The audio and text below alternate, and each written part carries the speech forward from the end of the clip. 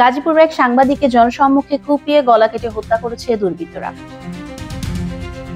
বৃহস্পতিবার রাতে মহানগরীর ব্যস্ততম চান্দনা চৌরাস্তার মোড় ওই ঘটনা ঘটে। নিহত সাংবাদিক মোহাম্মদ আসাদুজ্জামান তুহিন দৈনিক প্রতিদিনের কাগজ পত্রিকার কাগজের প্রতিনিধি ছিলেন। সিসিটিভি ফুটেজ থেকে দেখা যায় এক নারী রাস্তায় এক যুবকের সঙ্গে বাকবিতণ্ডতা করছেন। ওই সময় এক যুবককে ওই নারী আঘাত করেন। আঘাতের সঙ্গে সঙ্গে ওই নারীর পূর্ব পরিচিত ৪-৫ জন চাপাতি সহ এসে ওই যুবককে কোপাতে থাকে। যুবকটি দৌড়ে পালানোর চেষ্টা করে। ঠিক ওই সময় তারা ধারালো অস্ত্র দিয়ে তাকে ধাওয়া করে। তখন সাংবাদিক আসাদুজ্জামান তুহিন মুঠোফোন বের করে তাদের পিছনে দৌড় দেন।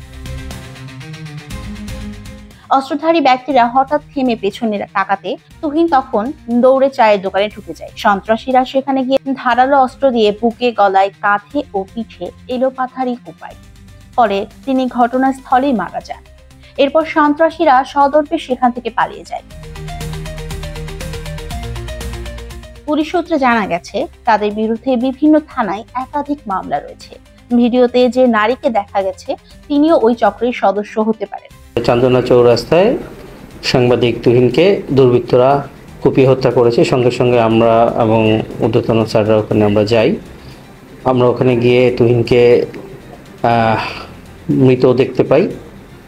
তো পরবর্তীতে আমরা আমাদের তদন্তের প্রয়োজনে আশেপাশের সিসিটিভির ফুটেজ কালেক্ট করি এবং স্থানীয় মাধ্যমেও জানতে পারি যে এই নারীকে ওই বাদশা মিয়া আহত করেছে এবং আহত করার কারণে ফলশ্রুতিতে যে 4-5 জন ছেলে এসে উপর্যুপরি বাদশা মিয়াকে খুব কোপালে, এই দৃশ্যটি ওই চৌরাস্তায় অবস্থিত সাংবাদিক তুহিন তার মোবাইলে ধারণ করে।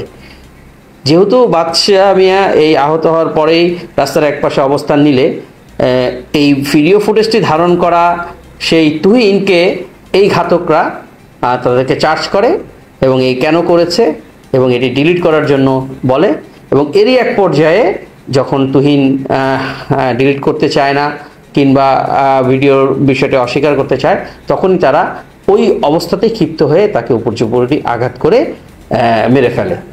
তো আসলে এখানে একটি নারী ঘটিত বিষয়কে কেন্দ্র করেই এই প্রথমে একটি আহতের ঘটনা এবং পরবর্তীতে একটি কুপিয়ে হত্যার ঘটনা ঘটেছে। আমরা ঘাতকদেরকে আইডেন্টিফাই করতে পেরেছি।